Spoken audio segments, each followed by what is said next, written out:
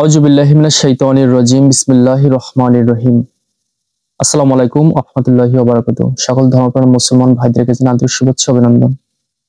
আজকের যে মূল টপিক সেটি হলো মাথার চুল দিয়ে ক্ষতি করা যায়। হ্যাঁ, মাথার চুল দিয়ে মারাত্মক ধরনের ক্ষতি করা যায়। মাথার চুল দিয়ে কি ক্ষতি করা যায়? যেমন বান, বশীকরণ, মারণ, স্বামী স্ত্রীর মাঝে বিচ্ছেদ, কুফরি চালান, জিন চালান সহ যে কোনো নানান ধরনের এই কুফরি কালাম বা তান্ত্রিক ক্রিয়া এই চুল দিয়ে করা যায়।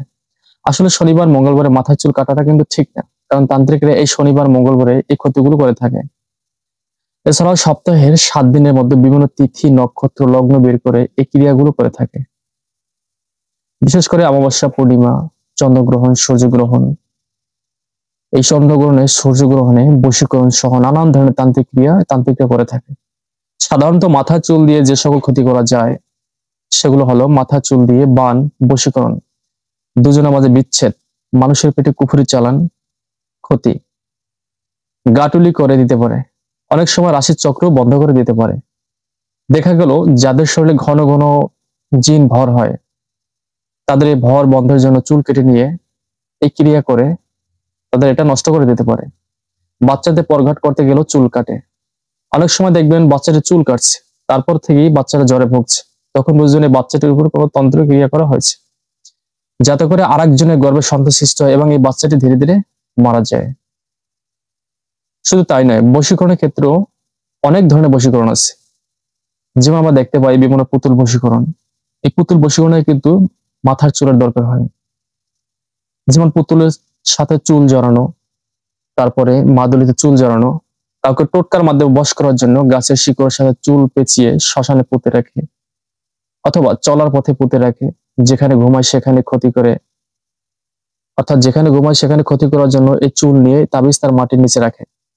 আবার কিন্তু এই যে নারী পুরুষ বশীকরণ, প্রেমিক প্রেমিকা বশীকরণ, ভালোবাসা মানুষকে বশীকরণ, আপনি যাকে ভালোবাসেন সে আপনাকে পাত্তা দিচ্ছে না তাকে বশীকরণ, এর জন্য কি কি দরকার হয়? এখানে কিন্তু চুল দরকার হয়।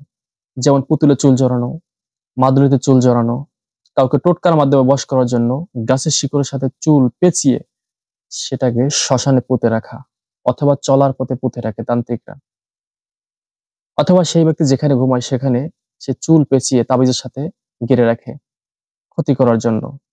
তাবিজে এই চুল ভরে পুতুলের সাথে চুল জড়িয়ে, তারপরে পুতুলের ভিতরে দেখা গেছে আপনার কাপড়ের আঁচল কেটে নিয়ে তার সাথে চুল পেঁচিয়ে বিভিন্ন তন্ত্র মন্ত্র ফুঁক দিয়ে ক্রিয়া করে আপনার ক্ষতি করতে পারে। এরকম নানাবিধ ক্ষতি করতে পারে। এজন্য প্রত্যেকের উচিত শনিবার মঙ্গলবার চুল কাটা থেকে বিরত থাকা।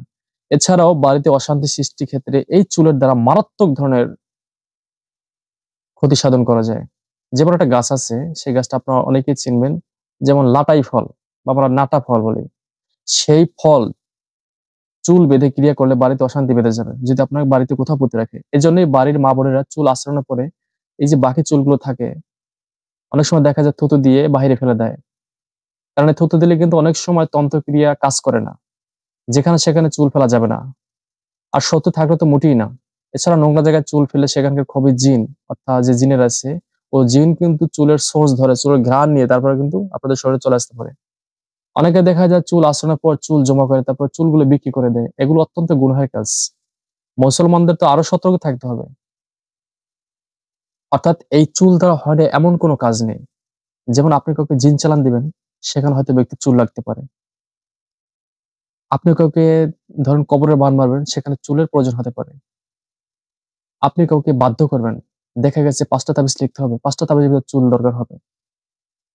আপনি কাউকে মারবেন, সেখানে দেখা গেছে যে ব্যক্তির ছবি এবং চুল লাগবে। অর্থাৎ এই চুল, এটা কিন্তু শরীরের একটা অংশ, তাই না? এই চুলের হাকিকত আমি একদিন ভাঙিয়ে বলবো ইনশাআল্লাহ, যে চুল দেওয়ার সাথে সাথে কেন তকদিরে এত দ্রুত কাজ করে, চুলের সাথে এর সম্পর্কটা কি?